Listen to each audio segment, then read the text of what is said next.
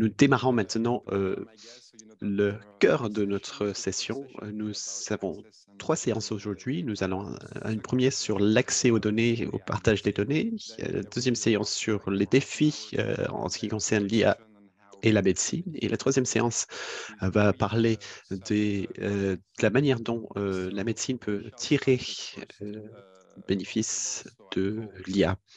Nous allons donc démarrer maintenant la première table ronde et j'appelle donc pour me rejoindre sur l'estrade le professeur Léo Anthony Sely, le professeur Hervé Delingette, Irène Schluender et j'espère que nous avons en ligne André Ries qui vient de la Commission européenne. Je ne le vois pas à l'écran. Oui, je suis là, dit-il. Nous ne vous voyons pas, mais nous vous entendons. Mais je pense que nous allons vous entendre, vous voir, pardon, rapidement. Je vais faire une introduction rapide. Nous allons aujourd'hui parler de l'IA et ses applications à la santé et aux médecines. Nous sommes tous d'accord qu'au centre de l'intelligence artificielle, il faut des données. Faciliter l'accès aux données, le partage des données est une question clé. Nous entendons souvent parler de la révolution que représente ou que représentera l'intelligence artificielle en ce qui concerne la santé. Pour ma part, je pense que l'un des aspects les plus importants de cette révolution ne concerne pas forcément l'invention de nouveaux algorithmes. C'est un aspect de la révolution, bien sûr, mais un aspect très important concerne l'organisation et la possibilité de faciliter l'accès à des bases de données de bonne qualité et interopérables qui sont transnationales.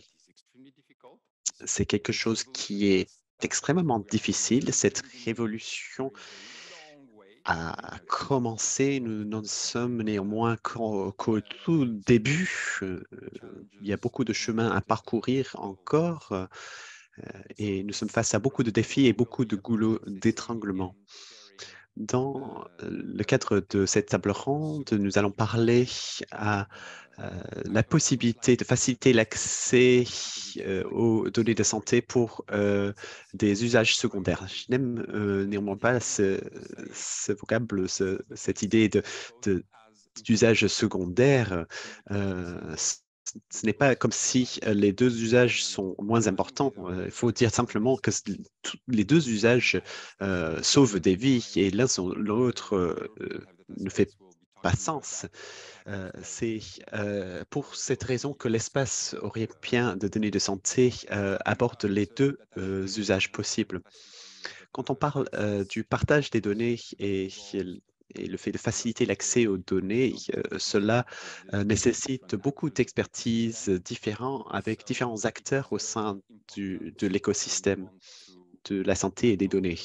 Il est très important quand on veut parler des défis et des goulots d'étranglement de prendre en compte l'ensemble des perspectives, l'ensemble des expertises différentes. Et pour cette raison, il m'a semblé important pour cette table ronde de m'accompagner de différentes expertises, des expertises de haut niveau, mais venues de différents domaines, afin de donner accès à ces différents points de vue. Il est donc pour moi un grand honneur d'accueillir parmi nous Léo Anthony Sely. Vous avez beaucoup de titres, Léo. J'en ai choisi quelques-uns.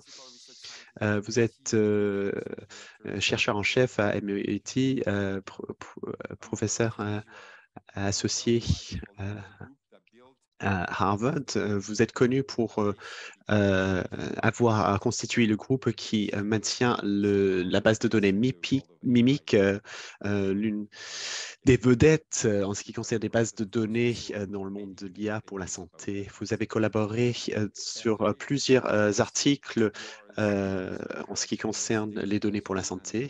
Hervé Lingette, vous êtes chercheur à l'INRIA 3IA Côte d'Azur.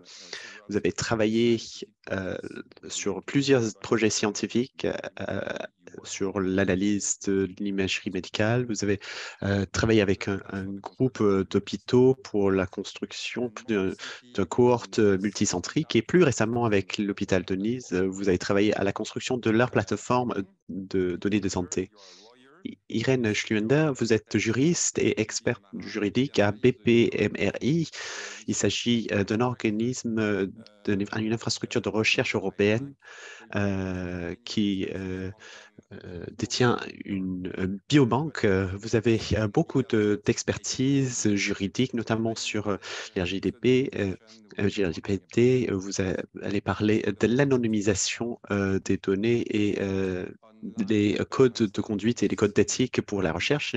En ligne, nous avons également euh, euh, notre collègue André Ries. André, vous faisiez... euh, ça y est, nous vous voyons. Bonjour. Bonjour André. Vous êtes l'ancien directeur pour les systèmes de santé, les produits médicaux et l'innovation à la Commission européenne. Vous êtes aujourd'hui conseiller scientifique auprès du directeur général de la DG Santé à la Commission européenne. Merci à tous nos intervenants. Je vais modérer cette table rang. J'ai une autre casquette. Je suis également directeur scientifique de la plateforme naturelle Health Data Hub en France. À quelques rares occasions, je vais mettre cette casquette pour rejoindre la discussion. Après cette introduction qui, j'espère, n'a pas été trop long, nous sommes prêts à commencer. Donc, avant d'ouvrir ces discussions en direct avec nos invités, je voudrais donner à chaque invité 4 minutes maximum, l'un après l'autre, pour raconter à notre public votre expérience en ce qui concerne le partage des données. Nous allons donc commencer avec Léo. Merci beaucoup pour l'invitation. C'est un plaisir pour moi d'être là. Je représente le laboratoire de la physiologie computationnelle à MIT, et nous sommes derrière le groupe qui travaille pour les soins intensifs. Ce sont des données publiques partagées avec la communauté de la recherche.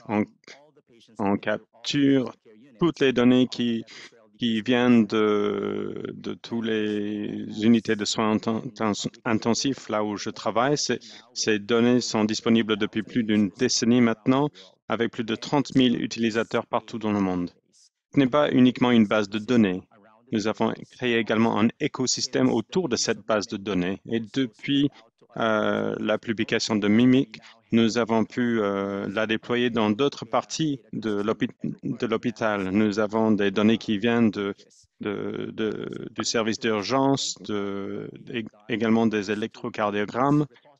Mais l'aspect le plus important, c'est de créer ce stock de données. Nous avons créé des ensembles de données que nous sommes en train de partager, et c'est l'occasion pour la communauté de partager les demandes et le travail qu'ils ont fait sur la base de données. Comme vous le savez, la gestion d'une base de données est vraiment l'aspect le plus important. L'apprentissage automatique, c'est relativement facile quand on comprend le processus, mais la gestion, c'est la partie la plus difficile. Et avoir un lieu de stockage de ces données permet à différents groupes d'avancer plus vite. Ils peuvent rapidement utiliser des concepts, des définitions, des demandes ou des requêtes qui ont déjà été émises. Et il y a également un mécanisme d'assurance qualité. Alors, on va vérifier nos codes les uns avec les autres. Quand on trouve des soucis, on les corrige. Nous croyons qu'avoir cette plateforme pour s'entraider, pour permettre au groupe de construire sur les recherches qui ont été publiées, cette possibilité de reproductibilité. Et ça va être un énorme problème et ça va être un problème particulièrement avec l'intelligence artificielle. Ça va être un souci particulier dans l'ère à venir. Donc, avoir cette base de données qui est partagée avec la communauté de la recherche, on peut y mettre tous ces codes, toutes ces requêtes. Ça va être une contribution extrêmement importante pour la communauté de la recherche. Je m'arrête là et je passe au prochain intervenant. Merci Léo. Alors Hervé. Merci Emmanuel pour l'introduction et l'organisation de cette réunion. Alors, mes expertises sont dans l'analyse de l'imagerie médicale en tant que scientifique. Nous ne générons pas les données. Nous rendons disponibles également les images, les électrocardiogrammes, et nous produisons également des images synthétiques et réalistes. Alors, mon expérience, c'est d'évaluer des données existantes. Par le passé, on pouvait rendre visite à son radiologue préféré, on pouvait partager une disquette ou des CD. C'était un peu l'ancienne façon de partager des données. Mais aujourd'hui, et surtout, bien sûr, avec le RGPD européen, nous accédons à des données par des stocks de données à distance. Donc, c'est le cas pour l'hôpital de Paris, où ils ont un entrepôt de données, un stockage de données avec une grande quantité d'images pour détecter des anomalies. Nous travaillons également à l'analyse des images du corps entier pour détecter des lésions. Et nous travaillons également sur un cohorte de 7000 images de IRM pour détecter des anomalies au niveau de prostate. Pour résumer, dans mon expérience, nous devons nous concentrer sur les bonnes données et aussi les big data. Ce que je veux dire par les bonnes données, c'est-à-dire ce sont des données qui sont bien gérées, qui sont propres. Ces données sont très utiles pour la découverte de la connaissance et aussi pour la formation de l'apprentissage automatique. Mais il faut également le big data de qualité variée pour vérifier l'algorithme et vérifier les limites des connaissances acquises et la performance des algorithmes. Alors, nous concentrer sur le fait d'avoir des données de qualité, c'est la première priorité. Et puis, par la suite, il faut essayer d'avoir beaucoup de données qui représentent la situation réelle. Merci beaucoup. Alors, on va entendre un peu plus par rapport à BRMI. Merci beaucoup. Merci pour l'invitation. Comme vous l'avez dit, BBMRI, c'est une infrastructure européenne pour promouvoir le partage des données. En tant qu'avocate, c'est toujours l'avocate qui est mise en cause si le partage de données ne fonctionne pas. Alors, le RGPD, nous avons un service d'assistance pour des questions éthiques et juridiques et nous avons mis en place des orientations, une code de conduite dans le cadre du RGPD. Et je travaille dans ce domaine depuis plus de 10 ans maintenant et j'aimerais vraiment insister sur le fait que la protection des données n'est pas toujours l'obstacle le plus important. Je suis pleinement d'accord avec mes collègues ici que la gestion des données, la qualité des données, c'est l'aspect vraiment primordial. Tout d'abord, il faut définir quelles sont les données que nous voulons partager et la qualité des données que nous voulons avoir. Et puis, il faut voir comment ça peut s'insérer dans le paysage juridique et dans le cadre du RGPD. Il y a toujours des solutions, il faut juste faire notre travail. Je me vois comme une facilitatrice et pas un obstacle, en fait.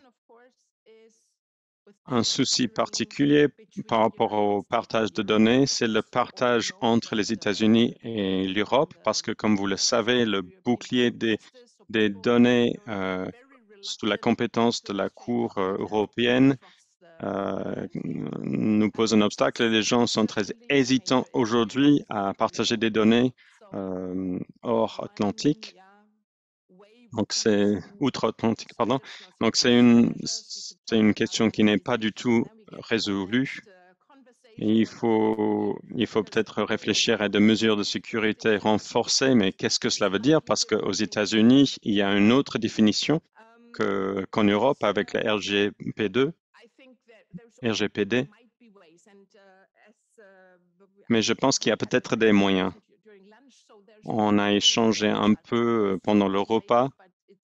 Il y a une approche innovatrice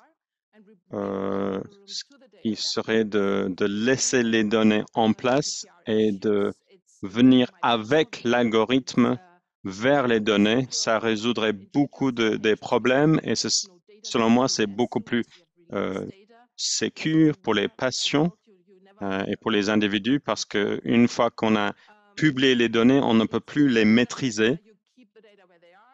C'est mieux de laisser et de garder en place les données dans un environnement sécur afin de pouvoir contrôler ce qui se fait avec ces données. Donc, c'est un moyen.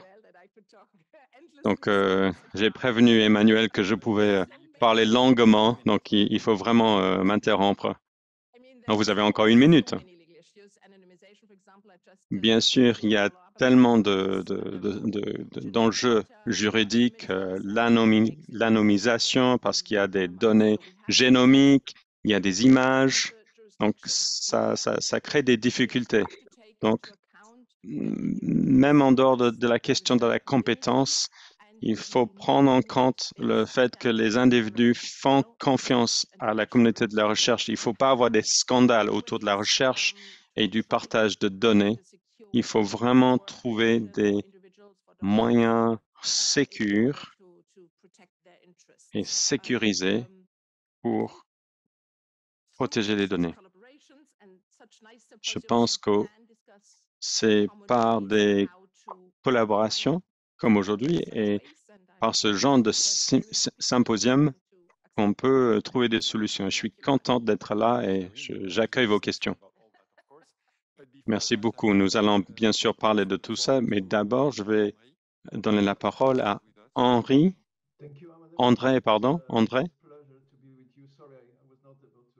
Merci beaucoup. Je suis vraiment content d'être avec vous. Je suis désolé, je ne pouvais pas venir à Paris. C'était un peu compliqué pour moi.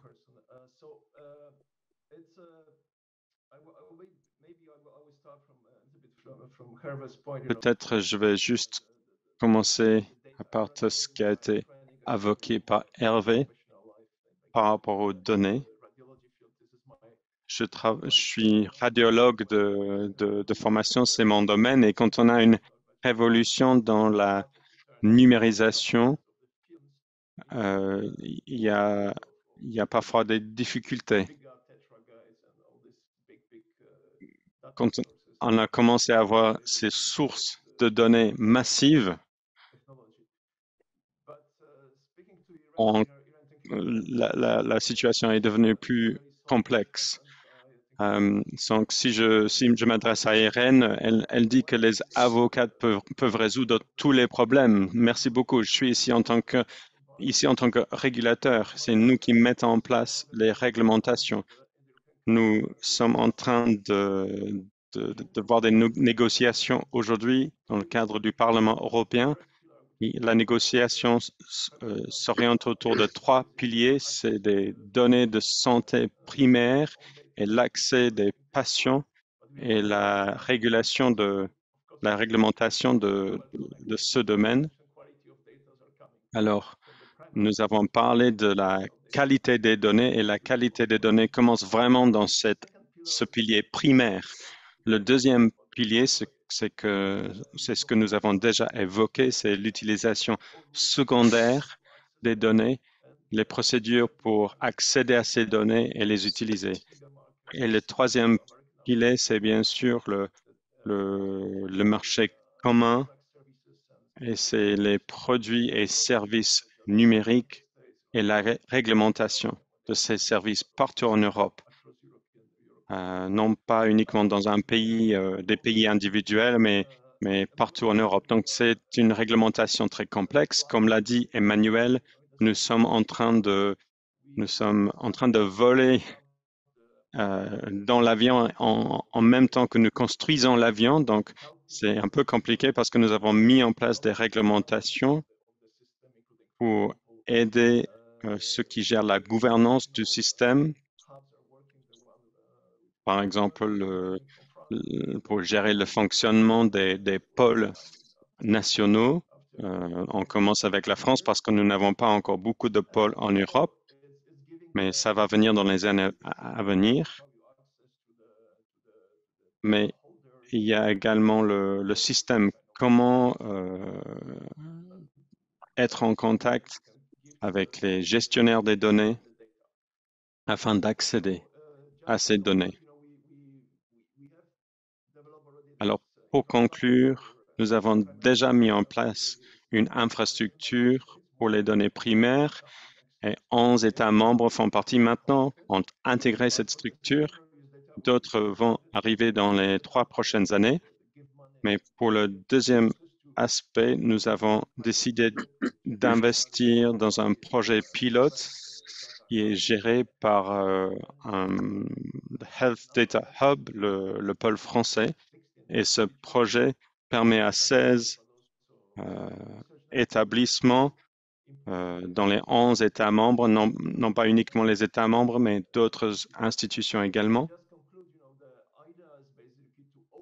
Et l'idée, c'est d'ouvrir cet espace européen de données de santé pour un maximum d'utilisateurs, que ce soit des praticiens, que ce soit des décideurs politiques, afin de nous aider sur plusieurs domaines, mais également avec la gestion de la pandémie. Nous avons vraiment vu que pendant cette pandémie de la COVID, c'était compliqué de gérer les données et prendre les bonnes décisions au bon moment. Merci beaucoup.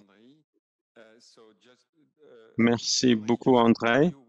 Alors, André, juste pour vous dire, quand vous ne parlez pas, quand vous n'intervenez pas, nous ne vous voyons pas à l'écran. Alors, il faut juste que vous interveniez quand vous avez quelque chose à dire. Alors, je vais juste changer de casquette un instant pour évoquer ce projet pilote. Nous, Health Data Hub, dirige une plateforme avec huit plateformes nationales. Nous avons plusieurs biobanques où nous avons le BBMRI et beaucoup d'autres institutions. Et l'objet, c'est de construire des connexions entre toutes ces différentes plateformes afin d'avoir une plateforme centrale qui peut recevoir des requêtes sur toutes ces différentes plateformes. Et puis, nous voulons également avoir un autre portail central qui permettra aux chercheurs de remplir un seul formulaire pour accéder aux données dans plusieurs pays. Donc ça, c'est un domaine. Et puis, le deuxième aspect, c'est de mettre en œuvre des études de cas scientifiques pour montrer que c'est possible de gérer des projets au niveau européen. Alors, donc, c'est le projet To Europe et cela a commencé la semaine dernière, donc nous avons beaucoup de travail devant nous. Alors, nous allons maintenant rentrer dans le vif du sujet et j'aimerais juste commencer en reconnaissant que tout le monde est au courant, mais la société, les citoyens ont peur du partage des données. Ils ont peur des fuites de données, ils ont peur d'être identifiés. Il y a des risques partout et nous en entendons parler tout le temps. Alors, j'aimerais qu'on puisse parler des risques, identifier ces risques et identifier peut-être des solutions.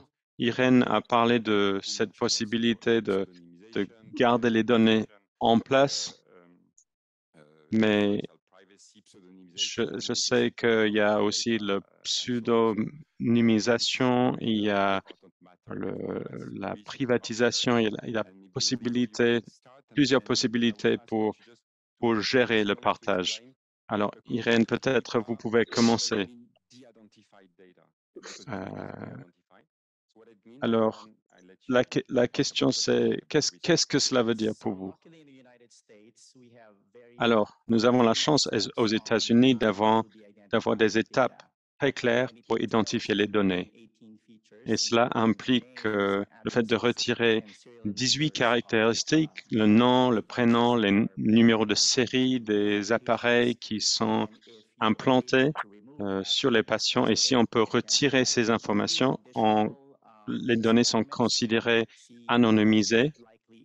Nous faisons également d'autres expériences pour voir à quel point on peut réidentifier les personnes. C'est une étape supplémentaire, mais au moins aux États-Unis, si on retire les 18 caractéristiques, cela vous permet de dire que les données ont été anonymisées. Et ça nous a permis de publier Mimic en 2008. Donc ça, c'est excellent et nous avons un avantage aux États-Unis. Alors, Irène, si nous retirons en Europe ces 18 caractéristiques, qu'est-ce que cela nous laisse? En pratique, je ne pense pas qu'il y a une différence énorme. Je pense que tout outil d'anonymisation en Europe retirerait également ces 18 caractéristiques. Mais après, aux États-Unis, il y a une approche très formelle. Si on suit bien les règles, si on fait quelques essais, quelques vérifications, on peut valider les données comme anonymisées. Le RGPD prend une approche basée plus sur les risques. Donc, c'est le contrôleur des données qui est toujours responsable des résultats.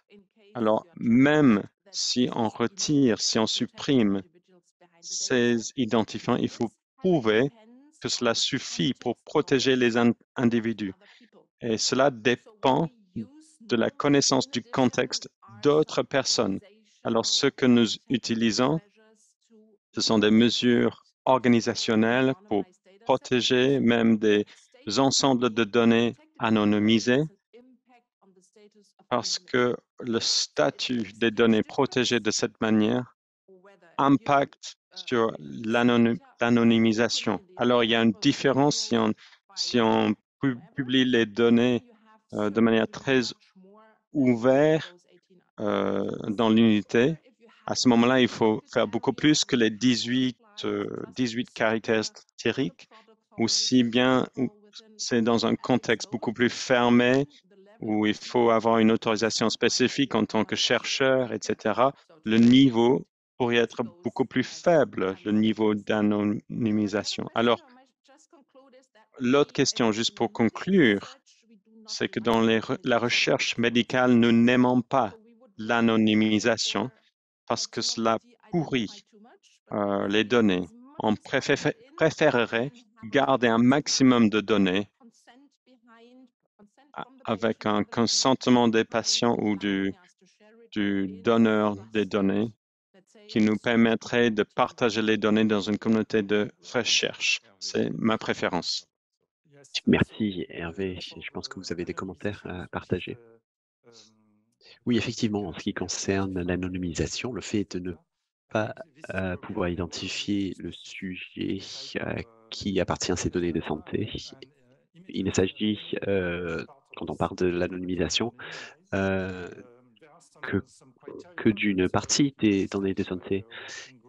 En ce qui concerne l'imagerie médicale, il s'agit de données qu'on peut anonymiser et certains principes ont été établis pour dire que les données sont anonymisées si on ne peut pas identifier cette image ou lier cette image à d'autres données, ou si on peut limiter l'inférence ou les connaissances sur la patient. Ce sont des principes directeurs, mais ce qui manque, c'est une démarche pratique afin euh, d'apporter la preuve de l'anonymisation. Les principes existent, mais il manque le processus pratique pour pouvoir mettre en œuvre ces approches à grande échelle au sein de la communauté dans son ensemble.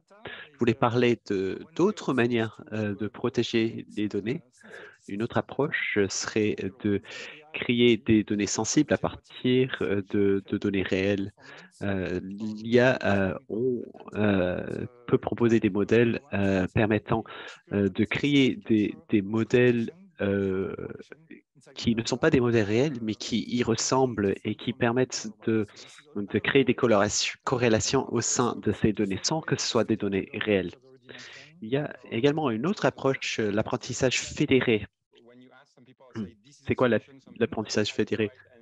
En fait, euh, c'est un chemin à explorer. Il n'y a pas de panacée pour, pour nous, pour, pour nous tous. Il n'y a pas de panacée. Il est difficile de gérer les données de manière homogène.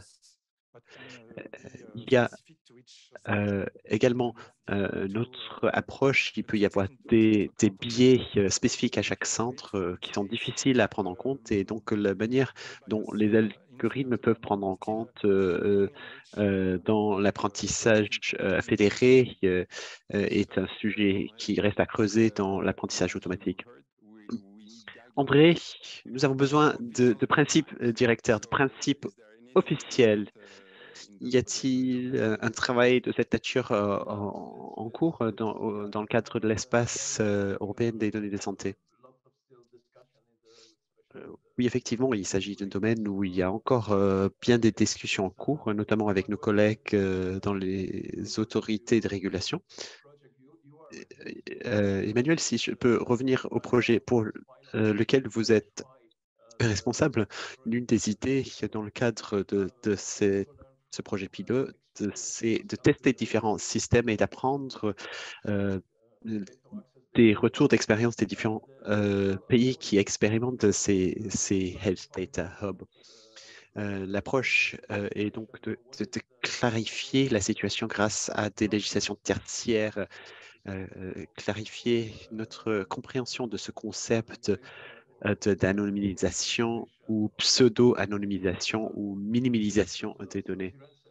Parce que, comme il a déjà été dit, la pratique nous montre qu'il y a déjà des réglementations, mais quand nous développons de nouvelles réglementations, nous avons considéré qu'il est important de se mettre d'accord au sein de l'Europe concernant notre compréhension commune et de créer un cadre qui va nous permettre à tous de suivre les mêmes règles. Nous sommes d'accord sur l'expérience et le nombre de principes directeurs qui existent au sein de différents pays et sociétés, mais nous aimerions apprendre à partir de vos projets quelles sont les préoccupations pratiques et comment gérer ces situations, gérer ce monde de données dans différents pays, dans différents systèmes de santé, dans différents hôpitaux ou cliniques. Merci, merci André. Nous avons tous peur de fuite de données, bien évidemment.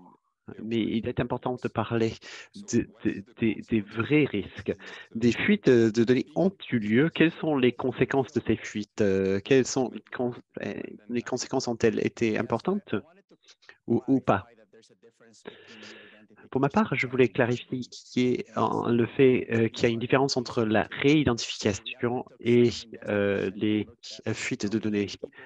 Nous avons fait des recherches pour savoir combien de personnes étaient réidentifiées à partir de bases de données de santé publique et nous avons identifié une dizaine de milliers d'articles dans les médias et nous n'avons pas pu identifier une seule personne qui a pu être réidentifiée à partir d'une base de données de santé ou dont les données de santé étaient réidentifiées à partir d'une base de données publique. Et euh, nous avons comparé cela aux vrais risques, les risques de fuite de données. Nous ne disons donc pas que le risque est nul, le risque existe, mais les risques comparés aux risques de la cybersécurité sont plutôt négligeables et on peut comparer ce risque au risque de ne pas partager les données et ce risque est important aussi. Pour ma part, je voudrais attirer l'attention sur le fait que le risque n'est pas comparable pour tous les sujets. Il y a des personnes qui s'intéressent, personnes à qui on s'intéresse plus. Il y avait un sénateur qui a pu être identifié très facilement dans une base de données sur les santé parce qu'il s'est effondré devant les caméras lors d'une émission télé. Donc, s'il y a un tel événement, il peut être facile d'identifier quelqu'un et à ce moment-là, les effets néfastes peuvent être très importants. Je sais qu'il y a un ministre de santé allemand qui a réussi à ne pas révéler au public qu'elle est atteinte d'une maladie chronique. Un autre aspect en ce qui concerne l'anonymisation, je ne crois pas que nous serons capables un jour de trouver le Saint Graal. L'anonymisation est une cible mouvante. Tout dépend des bases de données. Les bases de données génomiques sont différentes. Il y a des bases de données qui évoluent de partout. Tout dépend des mesures techniques qui sont prises également. Je pense qu'il faut un travail constant à ce sujet. Merci beaucoup. Léa a déjà euh, révélé la question suivante, puisque bien évidemment, tout le monde parle du risque du partage des données, mais il y a le risque de ne pas partager des données. Et nous n'entendons que très rarement en parler. Les risques ont été révélés par la crise sanitaire. Il y a eu des histoires autour de cela. Et nous savons que si nous avions un accès complet à des bases de données interopérables au niveau mondial, on aurait pu gérer cette pandémie d'une autre manière complètement. Hervé, je vous pose peut-être en premier cette question. Oui, on peut peut-être tout d'abord mentionner que les données ouvertes, de manière générale, euh, sont un moyen majeur pour accélérer la création de connaissances et d'innovations. Cela a été notamment le cas dans l'univers de l'imagerie et la vision par ordinateur. Il y a eu une boucle qui a été créée entre les données ouvertes, les logiciels ouverts et la publication ouverte. Nous avons vu, grâce à cela, une accélération très importante des recherches grâce à cette combinaison de trois piliers, chacun venant renforcer les trois autres. Il serait trompeux de dire que la santé, l'un des piliers du bien-être de notre société, ne serait pas au bénéfice de cette accélération des connaissances. On a pu donc donc permettre un accès ouvert avec certes un certain nombre de restrictions pour garantir la confidentialité des données. Mais nous pensons que les données de santé peuvent être un support pour les données ouvertes. La communauté n'existe pas seulement dans les pays développés. Nos collègues dans d'autres pays conduisent leurs recherches sur des bases de données ouvertes. C'est également une manière d'élargir cette communauté à l'échelon planétaire en permettant ce partage de données. Il y a d'autres aspects qui sont liés à la question du biais, mais mes collègues vont peut-être développer ce propos. Lio. Il y a deux effets néfastes du non-partage des données. Nous avons découvert ces 5 dernières années suite à la publication du rapport qui parlait d'un algorithme judiciaire qui était biaisé face aux prisonniers noirs et hispaniques. Nous avons vu que des biais existent au sein des algorithmes. Il n'y a pas seulement le manque d'accès à des soins, il y a des technologies qui en sont biaisées.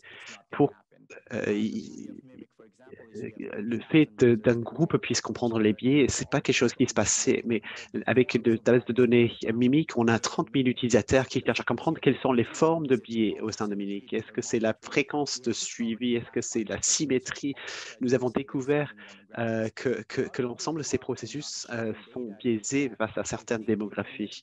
Un autre effet néfaste, c'est du non-partage des données, c'est de limiter la nature de la communauté de chercheurs.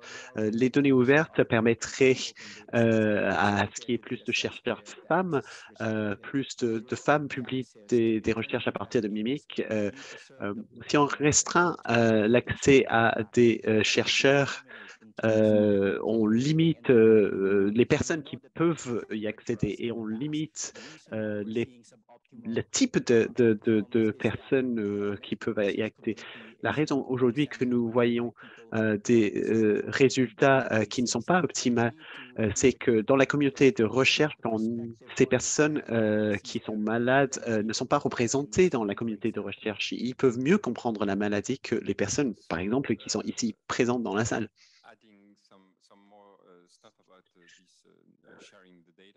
Pour ajouter quelques autres aspects sur le risque du non-partage des données, je pense qu'il y a un certain nombre de goulots d'étranglement dont il faut en parler.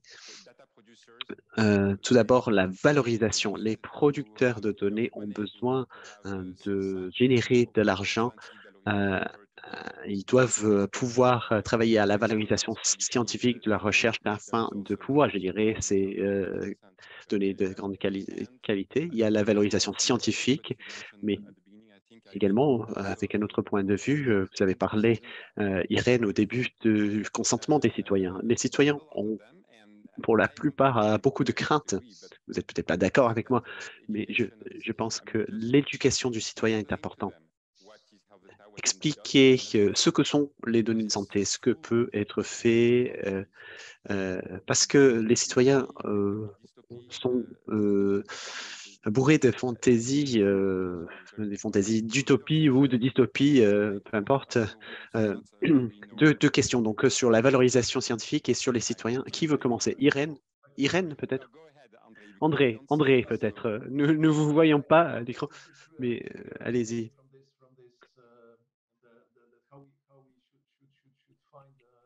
Je voulais peut-être parler du dialogue avec les citoyens. Il est très important de comprendre le concept de la solidarité du partage des données. Le principe est celui-ci, je partage mes données parce qu'il est important pour la société, pour mes enfants, pour moi-même de partager ces données. La solidarité ne veut pas dire que je donne tout, c'est un partage. Pour moi, donc, la solidarité est une question importante pour le partage des données. Un autre aspect qui est important, c'est de pouvoir développer des bonnes motivations pour ceux qui aident à la création des données. pourquoi les infirmières et les médecins doivent assurer une bonne qualité des données. Ils ne vont travailler dans ce sens que s'ils ont un retour, un feedback important de ce travail. Et,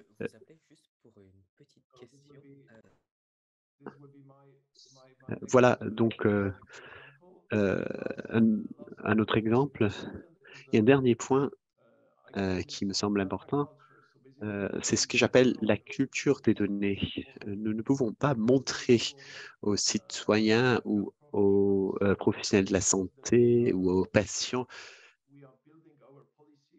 que nous construisons notre politique euh, de données cliniques que si nous pouvons faire la démonstration. Si on prend l'exemple du COVID, on peut développer des traitements si on arrivait à partager des données.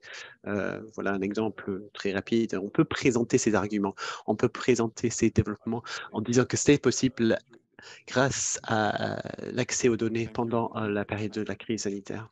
Merci, André. Irène? Moi, j'ai peur que la situation est un peu plus complexe que cela. La première question, c'est de savoir de quelles données parle-t-on.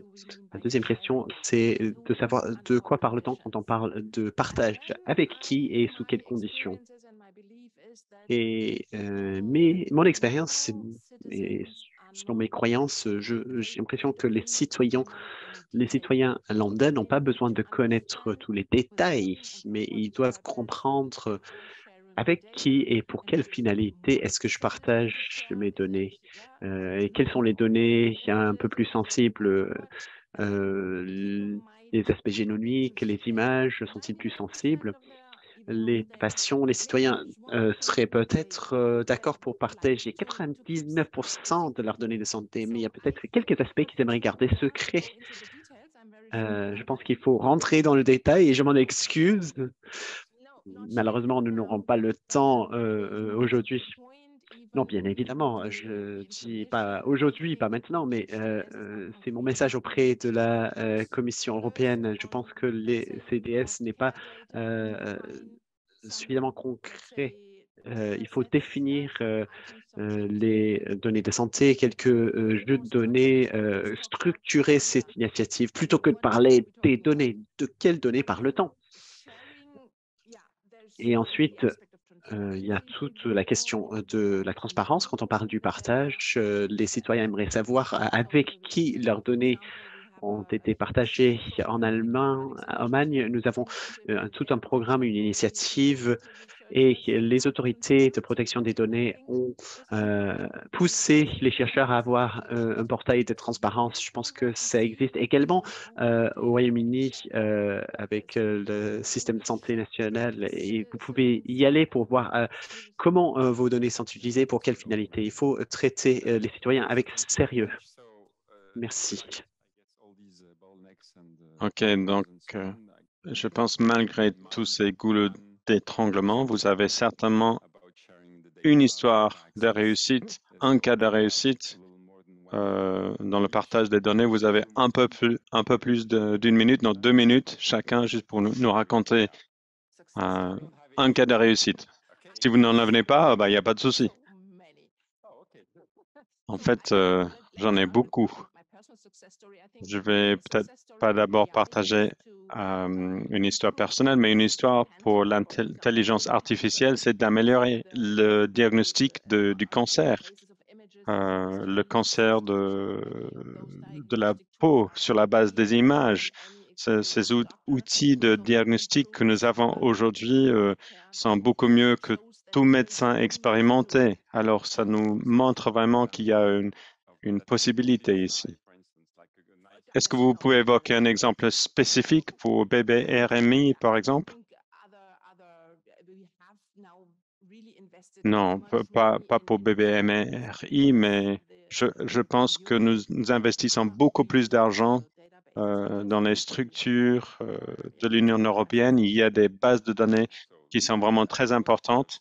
Il faut juste les rendre plus accessibles. Léo, je sais que vous avez des réussites Oui, nos réussites, c'est le fait de construire des écosystèmes partout dans le monde, créer cette culture d'apprentissage, culture d'approche des données. Nous avons pu mettre en lien des pays avec des universités et l'industrie. Et cela nous enthousiasme vraiment parce que quand on voit l'enthousiasme et le dynamisme sur le terrain, c'est vraiment excellent avec ce partage de données. C'est notre plus grande réussite aujourd'hui. Hervé. Oui, je peux évoquer cette histoire des algorithmes d'intelligence artificielle qui ont été euh, formés pour détecter certaines situations. Nous avons mis en place une comparaison pour identifier des lésions et nous avons pu aussi identifier 7 aspects professionnels de radiologie au niveau du prostate et également des zones du foie avec des professionnels de la santé. Nous avons travaillé également avec Siemens Healthcare et Johns Hopkins aux États-Unis sur la sélection des patients pour l'implantation des dispositifs médicaux afin d'éviter d'implanter ces dispositifs sur des personnes qui ne vont pas en tirer bénéfice. Alors, avec l'intelligence artificielle, on peut mieux sélectionner les patients. Merci beaucoup. André, est-ce que vous avez un cas de réussite au niveau européen? Pour moi, le cas de réussite, ce serait que pendant la COVID, nous avons eu des vaccins avec des effets secondaires et c'était vraiment intéressant de voir comment les agences européennes ont pu travailler avec le projet EDEN aussi pour aider avec les évaluations de risques sur ces programmes-là. Donc, je pense que c'est vraiment un très bon exemple. Ça s'est fait rapidement avec un bon résultat. Merci beaucoup. Alors, nous nous approchons de la fin. Je veux laisser le temps pour des questions, mais je veux qu'on s'adresse, qu'on aborde un dernier sujet encore. Irène, vous avez parlé du partage en Europe et vous avez dit qu'il y a un souci du partage entre l'Europe et les États-Unis.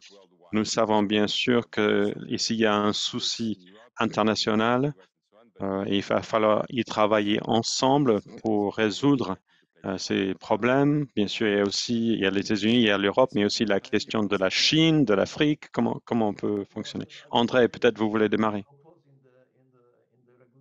Ce que je peux dire, c'est ce que nous proposons dans la réglementation. Nous avons un article qui est en lien avec cette question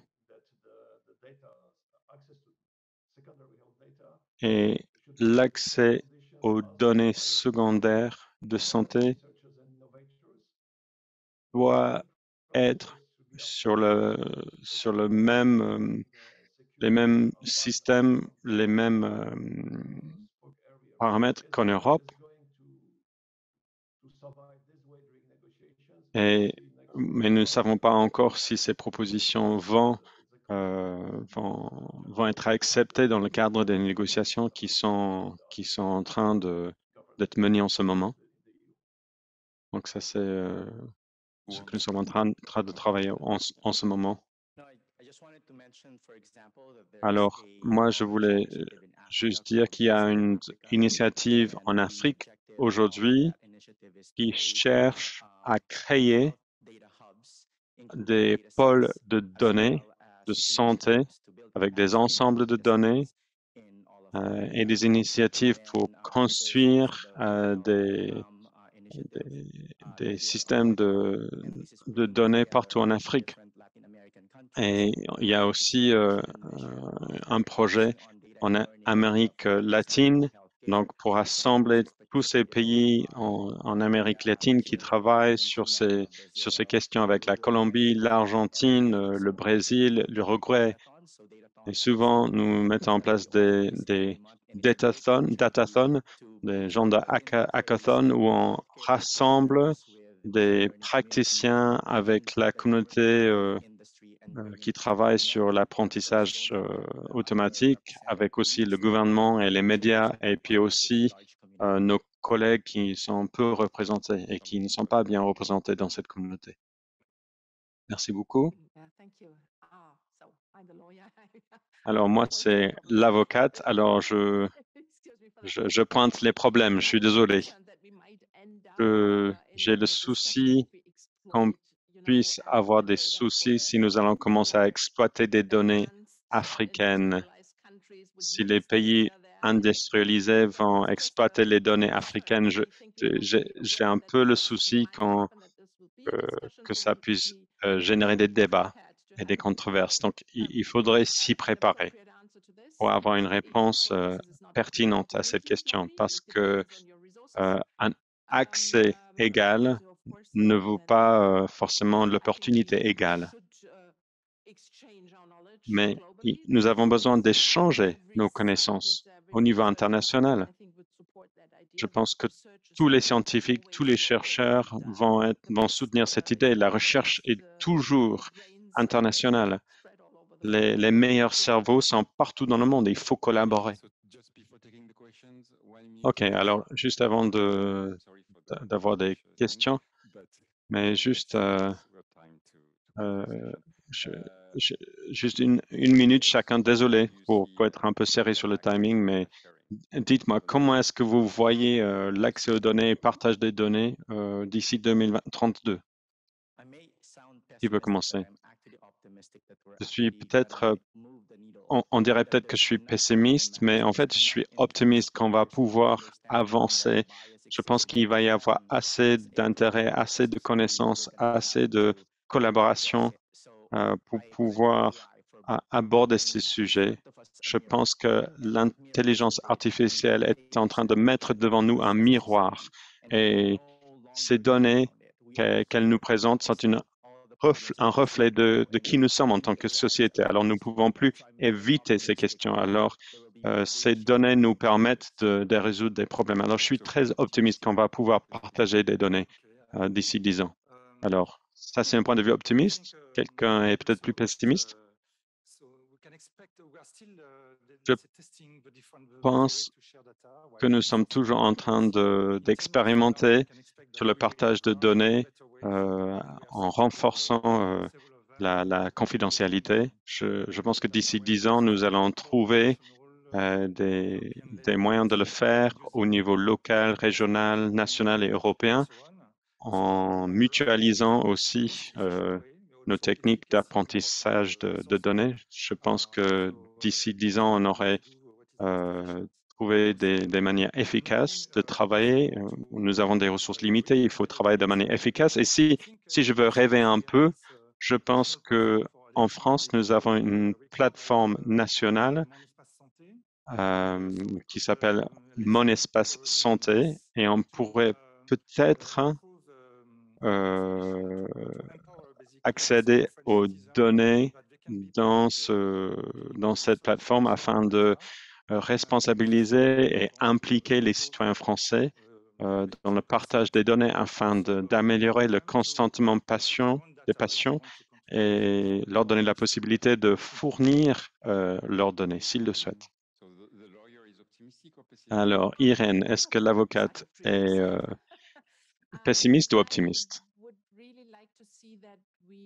J'ai bien sûr des rêves et des espoirs. J'espère que nous allons peut-être regarder plus la protection des personnes que la protection des données. Je pense qu'il faut mettre en place des protections contre la discrimination et des données biaisées, par exemple, qui vont faire que nous allons exclure certaines personnes de certains services. Il faut répondre à cela. Donc, l'enjeu n'est pas vraiment d'empêcher le partage de données, mais vraiment comment est-ce que nous pouvons nous assurer que les personnes sont gérées de manière juste, sans discrimination, sans exclusion de certains bénéfices et certaines activités de la société. Merci beaucoup. André, c'est à vous, mais juste avant, j'aimerais dire peut-être mon rêve. Mon rêve, c'est peut-être en lien avec ce que vous allez dire. Peut-être c'est pour ça que je me permets de le dire. Je, je rêve que les projets de réglementation de la Commission européenne puissent être adoptés tels quels. Ça, c'est mon rêve. Je, je- Je devrais dire, bien sûr, que nous espérons que la proposition sera enrichie par les recommandations des 27 États membres qui sont en train de négocier autour de la réglementation. Mais je pense aussi qu'il va être important pour nous de construire cette infrastructure, de construire ce cadre réglementaire dans l'année à venir. Mais le deuxième aspect, mon rêve, c'est d'avoir plus d'harmonisation dans le système. L'harmonisation des codes médicaux, par exemple, avec une nomenclature partagée, harmonisée. Et j'espère qu'on pourra construire cette culture des données dans les écoles médicales, parmi les chercheurs, dans les hôpitaux, afin que les données ne soient pas quelque chose qui existe tout simplement, mais quelque chose qui nous sert. C'est de cette manière que je vois les choses de ma position. Merci beaucoup. On m'a envoyé un message pour dire que nous avons un peu de temps, donc il y a quelques questions dans le chat, mais peut-être on pourrait commencer ici dans le public. Nous n'avons pas besoin de vous donner un micro, vous appuyez simplement sur le bouton devant vous et vous pouvez intervenir. Bonjour, je suis de Imperial College à Londres. Je me demande s'il y a un écart entre le niveau de crainte et notre préoccupation et les avis réels des patients. Nous n'avons pas écouté les patients par rapport à la confidentialité de leurs données. L'année dernière, j'ai fait un sondage en ligne pour des survivants du sepsis. Et il y avait une question qui a été posée qui évoquait cette préoccupation que les chercheurs puissent utiliser leurs données euh, pour, euh, pour les recherches. J'ai eu 109 réponses et le score médian, c'était 3, donc il n'y avait pas beaucoup de préoccupations sur cette question. Et puis, il y avait aussi une question autour de l'utilisation de ces données par des entreprises du big tech pour développer des dispositifs médicaux. Et là, le score médian, c'était 5. Donc, je ne trouve pas qu'il y a forcément une préoccupation majeure parmi les patients. Nous essayons d'impliquer au Royaume-Uni le public dans la recherche. Et je pense que c'est un aspect très important. Alors, si je peux parler pour le BBMRI, nous écoutons les patients. Nous avons un forum pour les patients, mais je dois dire que l'enjeu n'est pas le public en général. Tout dépend de la maladie. En fait, quelqu'un qui souffre d'une maladie rare va souvent nous dire, oui, partagez mes données pour aider les autres. Mais si quelqu'un d'autre souffre d'une autre maladie moins grave, ces personnes-là vont dire autre chose. Typiquement, les gens se préoccupent plus de l'utilisation des données par l'industrie que par les chercheurs. Mais si on leur explique que la meilleure recherche sans l'industrie pharmaceutique derrière pour Pour produire un médicament ne vaut rien. Donc, il faut ce lien. À ce moment-là, ils vont changer d'avis. Ils changent toujours d'avis. Donc, il faut peut-être voir les choses de manière un peu plus nuancée. Mais c'est sûr que je suis d'accord avec vous. C'est ce que j'ai dit dès le début. Il faut vraiment prendre au sérieux les citoyens. Peut-être que je peux juste rajouter quelque chose. Nous avons mené plusieurs études et nous avons eu beaucoup de citoyens qui répondent de manière positive à ce type de questions. Mais je suis d'accord avec vous que parfois, quand on rentre plus en profondeur, on a des réponses un peu plus complexes. Mais de manière générale, il y a des réponses positives. Mais il faut continuer à expliquer. Il faut, il faut aider les personnes à comprendre pourquoi ce partage des données est important pour eux et pour la société. Merci beaucoup. Nous pouvons encore prendre d'autres questions. Merci beaucoup. Je suis un médecin d'urgence d'Amiens. Merci beaucoup de cette présentation et merci beaucoup de prendre ma question. Nous n'avons pas parlé des motivations des producteurs des données et l'impact que cela peut avoir sur les autres scientifiques. Les producteurs de données sont souvent les médecins.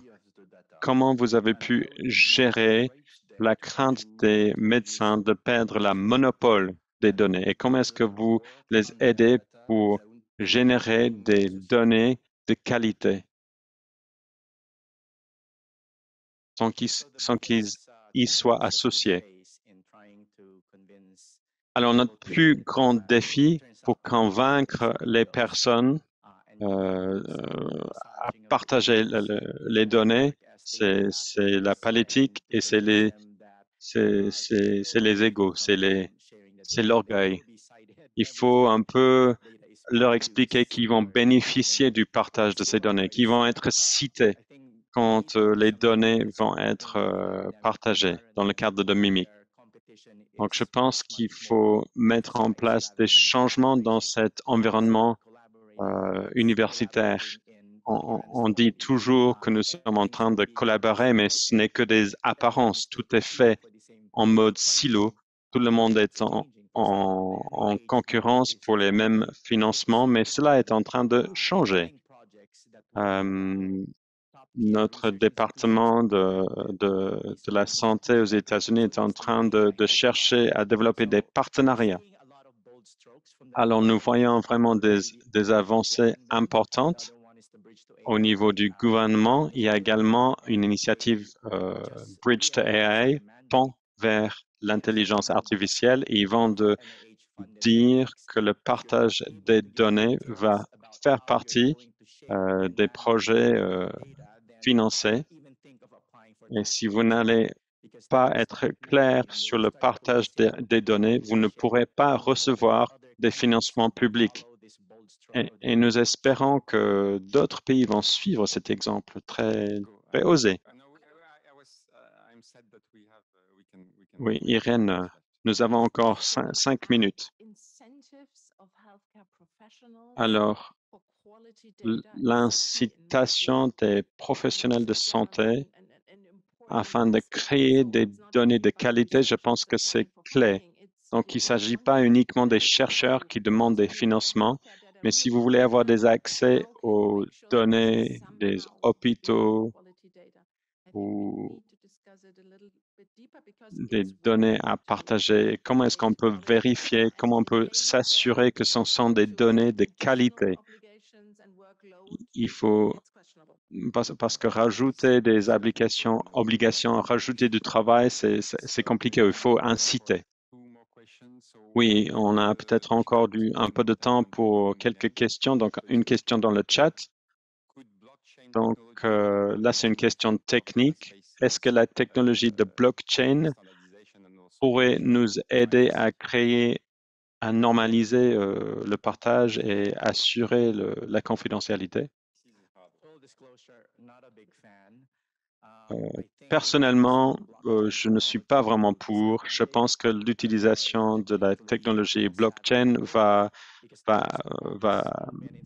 désavantager ceux qui sont moins compétents de manière technique, parce qu'en fait, c'est les patients qui doivent décider quelles données seront partagées à ce moment-là. Je pense que ça va créer beaucoup de biais dans les données.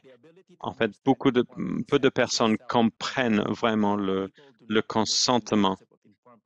Peu de personnes comprennent vraiment le consentement et ceux qui ne font pas confiance au gouvernement, qui ne font pas confiance aux chercheurs, vont avoir des problèmes, ils vont être exclus du partage des données. Alors, je ne pense pas que la technologie va résoudre toutes ces questions. La santé et le soin, c'est quelque chose, c'est un aspect, une construction vraiment sociale. Et la technologie ne va pas pouvoir résoudre cela. Alors, dernière question. Michel de Monti, l'Université de Maastricht. C'est une question qui est dirigée surtout pour Léo. Vous avez parlé de Mimic et de ce besoin criant pour les données ouvertes. Néanmoins, je ne vois pas beaucoup d'autres départements qui fournissent des données à d'autres. Je me serais attendu à ce qu'il y ait une pluralité de bases de données, d'ensemble de données. Est-ce que vous pouvez nous expliquer ce qui empêche des groupes à publier des données un peu comme Mimic?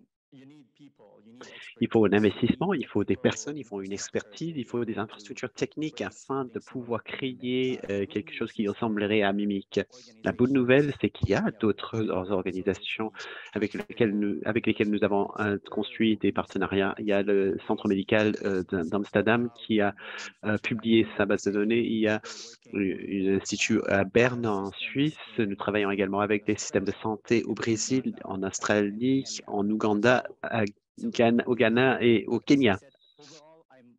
Il y a un peu de retard, mais de manière générale, je suis optimiste. De plus en plus de personnes comprennent les avantages du partage des données.